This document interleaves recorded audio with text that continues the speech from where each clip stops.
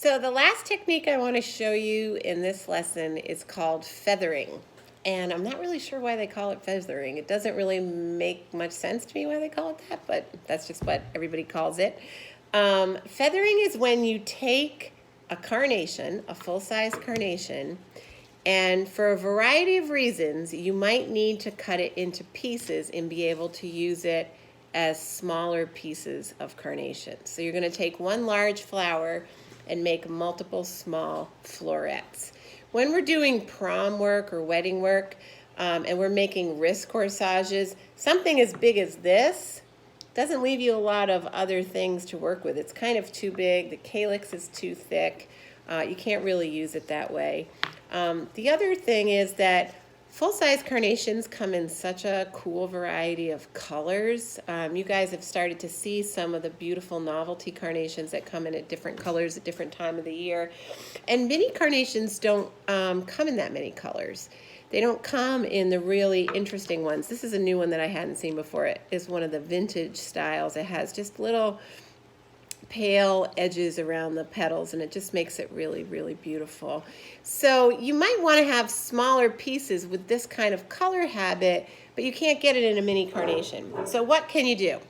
You can take a large carnation, a large flower, and make it into multiple florets. And we put it into the wiring and taping unit because you need to know your wiring and taping skills. So we're going to take our carnation, we're going to cut the stem off. Cut it right off. And then we're going to use our knife, and we are going, I'm going to try to push this down so you can see the table a little better. There you go. Take the knife, and you're going to slice that carnation right down the middle of the calyx. Now, if you remember back when we did flower dissection in Hort 1, it's kind of the same thing. And then you're going to open it up. Isn't that beautiful? Look how beautiful that is. And you're going to find the female sex parts in there, so you can see the pistil with the ovary and the ovules right here. And I'm going to pull these out on both sides. Oh, here's the whole thing. Look at that. Really see that pistil. There's the stigma and the style. Excuse my dirty fingernails. I was transplanting before I started making videos. It's been a busy week, and it's only Tuesday. All right, so once I get those parts out, I have a couple of options. I'm actually going to slice this one again. Now I'm going to try to slice it so I get a good piece of the receptacle, that bottom ridge that holds it all together. Don't you love how those Hort 1 vocabulary words show up again? And I'm just going to let that second cut piece sit there. So I'm going to go to my first half, and I'm going to pinch it together. And I might actually have to take out a few of the petals just so I can kind of pinch that calyx back together. Take out a couple more. There. Now I'm going to take my tape, and before I wire it, should have gotten a clean end before we started here. Okay, that's better. I'm going to take my tape, and I'm going to go all around it, and just enough to pull. I'm going to pull that extra petal out. I'm just going to go around it enough to pull it together, just so it's going to be almost like a new calyx. Now, once I have it so it's secure, then I'm going to take my piece of floral wire, and now I'm going to pierce it. I'm going to pierce wire it right straight through the tape and the calyx. I'm going to fold my sides down. Then I'm going to tape over the entire thing to hide all those mechanics. And this will be very secure and very usable. And you can't really tell the difference between the mini carnations that we were working with at the start of the lesson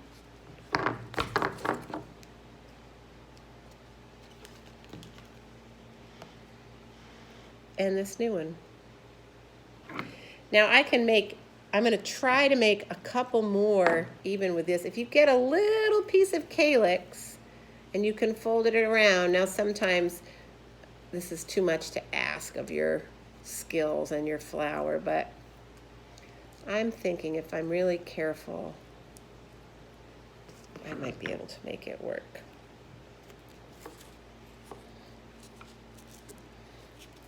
Here we go, look, I got it. I caught it.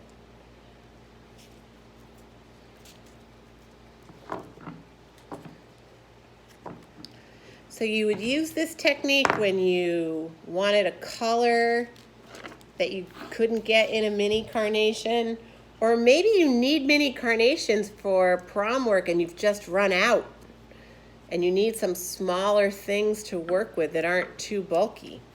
You can just feather a large carnation and now you have all these other options.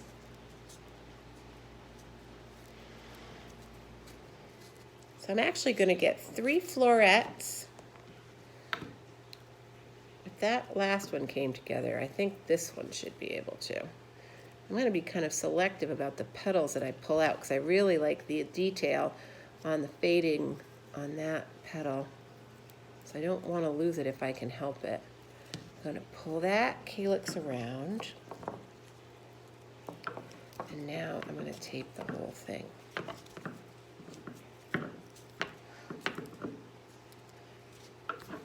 Tape it once. I'm looking for a semi-used piece of wire here. This will work. I'm trying to make my wire. I'm using these small bits of wire so that I can have more fun playing with my supplies. It's always good to recycle as much as you can.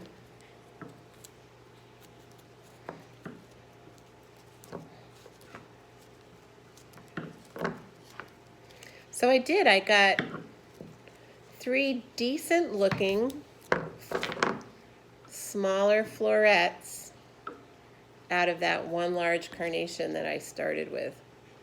Okay, and now I could put these, and again, these are wired, so it's great. You have some real control over how they line up together. You can tip them with your fingers. You could put them together with some of the other things that you've made so far. Just have fun playing around a little bit now that you've gotten all of your different wiring and taping techniques put together. You can make some kind of cool combination. Whatever you like. It'll be a little bit hard to work this guy into your final have fun tape it together project, but you can wow your family and friends with this trick. So that's the end of wiring and taping. I'm eager to see how you do. Sometimes it's a little frustrating, but just keep with it. It's great practice.